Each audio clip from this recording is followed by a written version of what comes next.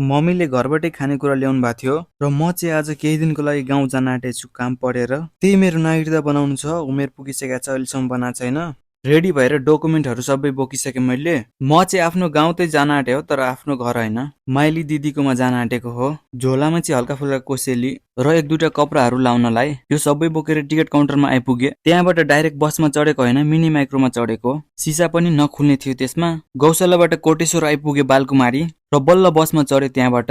हाम्रो seat number खको 5 र 6 थियो, त्यो खोजेर बसे त्यहाँ म। बालकुमारीमा एकछिनसम्म बस रोकिरहेको थियो प्यासेन्जरको लागि। माथि एसी पनि चलिरहेको थियो कुल जाडो महिनामा। गाडी चल्दाखेरि चिसो हुन्छ कि भनेर मैले टोपीहरू लाएर बसे। कलङ्की पुग्दा पुग्दा राति पडिसकेको थियो र मम्मीले पोलेको मकै पनि एउटा किन्नुभयो खानालाई। मकै छोडाएर मलाई दिनु भइरहेको थियो खानालाई र म मकैसँग अचार पनि खाएँ खोर्सानीको। बस्दा बस्दा अल्छी लागिसकेको थियो र म हेडफोन निकालेर गीत सुन्न थालेँ। बसमा फोन चार्जिङ गर्ने अप्सन पनि थियो। मुभी त चलिरहेको थियो तर हेर्न मन थिएन। खाना खानलाई बस रोकेको थियो र मम्मीले घरबाटै खाना लिएर आउनु भएको थियो। दही रोटी, आलुको भुजिया र बिस्तारै बिस्तारै म र मम्मी बसमै खाना खाए। दहीमा चिनी हालेको थिएन र हल्का अमिलो भइरहेको थियो। खाना खाएर लास्टमा पानी खाए र बाहिर आए एकछिन। बाहिर आएर फ्रेस भएपछि फेरि भित्रै गए। रातिको 10 बजिसकेको थियो खानासाना खाएर सबै गरेर र म सुत्नलाई ट्राई गरिरहेको थिएँ तर सुत्न पाइरहेको थिएन। मम्मी सुतिसक्नु भएको थियो, मलाई पनि निन्द्रा लागिरहेको थियो।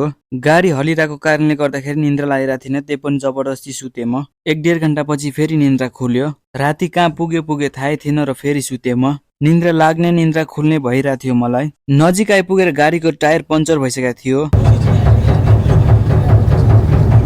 गाडी चल्दाखेरि साउन्ड त्यसकै आइरहेको थियो र हामी आफ्नो डेस्टिनेसनमा सेफली आइपुगे।